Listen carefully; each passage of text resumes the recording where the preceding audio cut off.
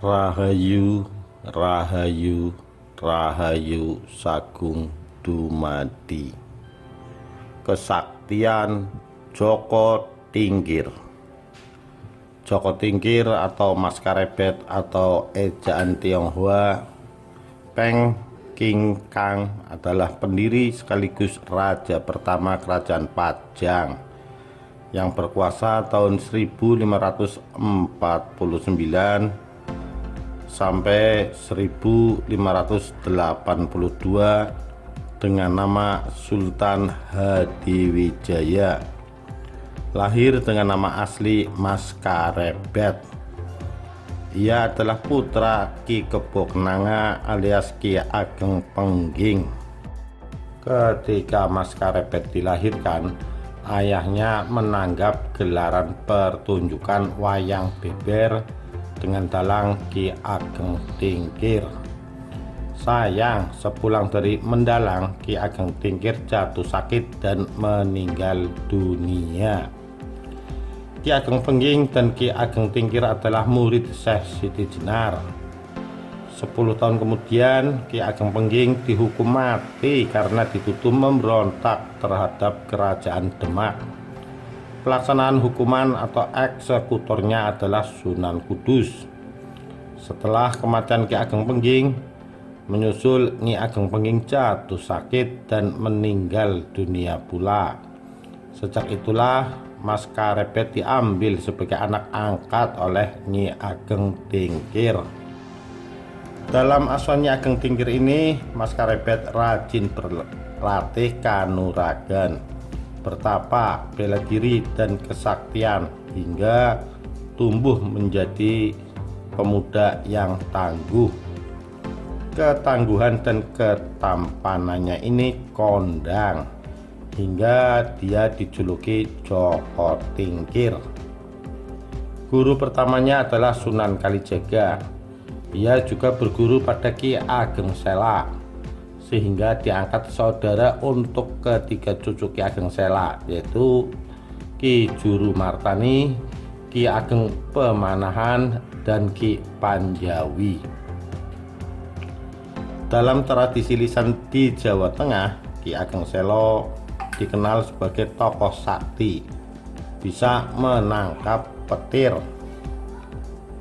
Diceritakan suatu hari Ki Ageng Sela sedang mencangkul di sawah.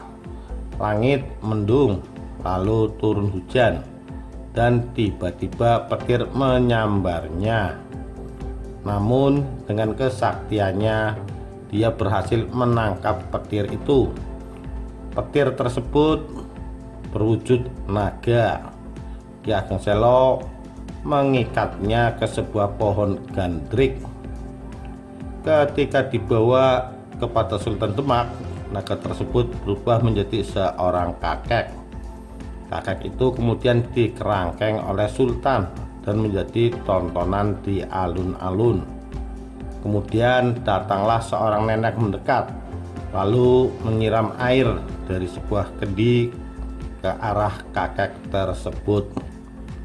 Tiba-tiba terdengar suara petir menggelegar dan kakek nenek tersebut menghilang.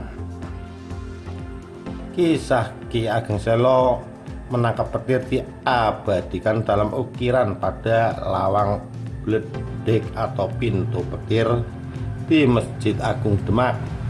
Ukiran pada daun pintu itu memperlihatkan motif tumbuh-tumbuhan, suluran, jambangan, mahkota mirip stupa, umpal, samara, dan dua kepala naga yang menyemburkan api. Joko Tingkir kemudian berguru pula pada Ki Ageng Banyubiru atau Ki Kebo Kanigoro, kakek mendiang ayahnya. Ada banyak mitos tentang kesaktian Joko Tingkir yang dikisahkan secara turun-temurun di masyarakat. Di antaranya menaklukkan buaya. Joko Tingkir berhasil memenangkan pertarungan melawan buaya raksasa, dan kemudian puluhan buaya yang dikalahkan tadi mengawal perjalanan Joko Tingkir. Kisah ini bermula saat Joko Tingkir mendapat restu dari gurunya Ki Ageng Banyubiru atau Ki Kebo Kanigoro, kakak mendiang ayahnya, untuk pergi dari Tingkir. Salatiga kembali ke Demak.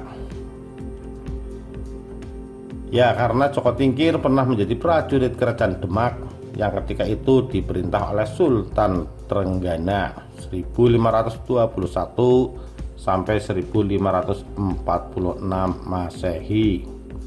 Namun insiden dengan Dadung Awuk membuatnya diusir dari kerajaan oleh Sultan Trenggana. Dadung Awuk, prajurit andalan Demak, gemar menyombongkan kesaktiannya dan menyatakan diri kebal terhadap apapun. Joko Tingkir terpancing dan menjajal kesaktian Dadung Awuk. Sekali tusukan keris dari Joko Tingkir, Dadung Awuk tewas. Peristiwa ini membuat murka Sultan Trenggana hingga mengusir Joko Tingkir dari Kasultanan Demak.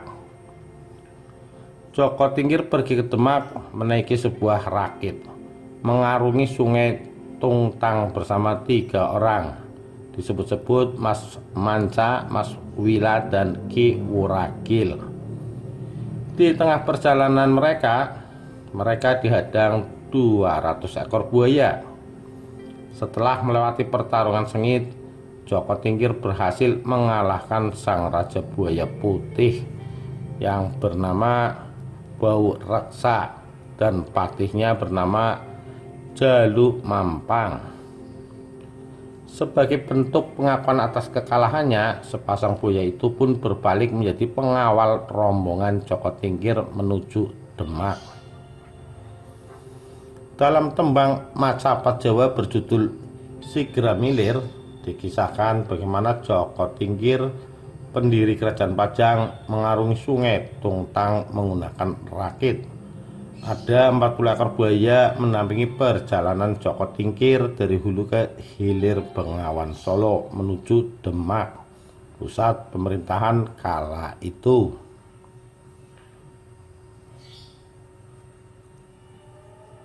Bau Reksa dan 40 buaya kalah tarung itu mengantarkan Joko Tingkir ke daratan. Dari tepian Kedung Srengenge, rombongan Joko Tingkir berjalan ke arah Desa Butuh. Dari Desa Butuh mereka menuju Dusun Bulu, menaklukkan Kerbau Gila. Dari Desa Bulu, Joko Tingkir menuju Grobogan, wilayah dekat pesanggrahan Prawata atau tempat peristirahatan Sultan Trenggana di Gunung Prawata. Sebelum berangkat ke Demak, memang Joko Tingkir telah dirancangkan strategi oleh gurunya, termasuk mengobrak-abrik pesanggrahan Sultan Trenggana. Joko Tingkir kemudian mencari kerbau besar, kondang namanya, dengan kebodanu. Sesudah mendapatkannya, Joko Tingkir memasukkan tanah berisi jambi-jambi atau mantra sakti yang diberikan oleh Ki Buyut Banyubiru ke dalam mulut kerbau itu. Seketika kerbau itu memerah matanya, menjadi gila dan merangsek pesanggrahan Prawata. Para prajurit yang sakti mandraguna tidak kuasa menghadapi amukan kerbau itu. Sultan Trenggana meminta Joko Tingkir meredam amukan kebodanu. Bila Joko Tingkir mampu menaklukkannya, maka Sultan Trenggana akan mengampuni kesalahan Joko Tingkir. Joko Tingkir menyanggupi membunuh kerbau gila itu hanya dengan 1 pukulan tangan kanan. Berkat jasanya itu, kesalahan membunuh Dadung Awuk diampuni, dan Joko Tingkir kembali diangkat oleh Sultan Trenggana sebagai kepala prajurit. Dari sinilah Joko Tingkir kemudian mulai meniti karir di ranah politik kerajaan Demak. Bahkan dinikahkan oleh Sultan Trenggana dengan salah satu putrinya yang bernama Ratu Mas Cempaka. Selain dinikahkan dengan Ratu Mas Cempaka, Jaka Tingkir diangkat oleh Sultan Trenggana sebagai adipati di Pajang. Lambat laun, Kadipaten Pajang yang terletak di sebelah timur Prengging atau sebelah barat daya Desa Butuh itu dapat menguasai beberapa wilayah, antara lain Kedu, Begelen, dan Banyumas. Sementara Kadipaten Jipang yang dikuasai Arya Penangsang belum takluk pada Kadipaten Pajang. Sesudah Arya Penangsang tewas di tangan Danang Sutawijaya, Adipati Joko Tingkir menobatkan diri sebagai raja di Pajang bergelar Sultan Hadiwijaya. Bukan orang biasa, Joko Tingkir sejak kecil telah diasuh oleh Nyi Ageng Tingkir. Setelah dewasa hingga usai melakukan perjalanan ke Demak, tinggal di rumah saudara Nyi Ageng Tingkir, Kyai Ganda Mustaka, yang menjadi perawat Masjid Demak berpangkat Lurah Ganjur. Joko Tingkir pernah menarik perhatian Sultan Trenggana. Suatu ketika di Istana Demak, Joko Tingkir sedang berdiri di tepian kolam istana yang lebar. Tiba-tiba Kyai Ganda Mustaka berteriak agar segera menyingkir karena Sultan Trenggana segera lewat. Jaka Tingkir spontan dengan sigap dan mudah melompat di kolam. Sultan Trenggana sangat terkesan sehingga diangkat menjadi kepala prajurit berpangkat Lurah Wira Tamtama. Tokoh sejarah Maskarebet Joko Tingkir, Sultan Hadiwijaya adalah salah satu tokoh sejarah Indonesia. Kebijakan yang diambilnya untuk menyerahkan sebidang tanah kepada Ki Ageng Pemanahan adalah tonggak awal berdirinya salah satu kerajaan besar di Indonesia. Peristiwa itu menjadi gerbang terbentuknya Kerajaan Mataram Islam yang kini masih berdiri di Indonesia walau harus terpecah pada masa kolonial melalui Perjanjian Giyanti.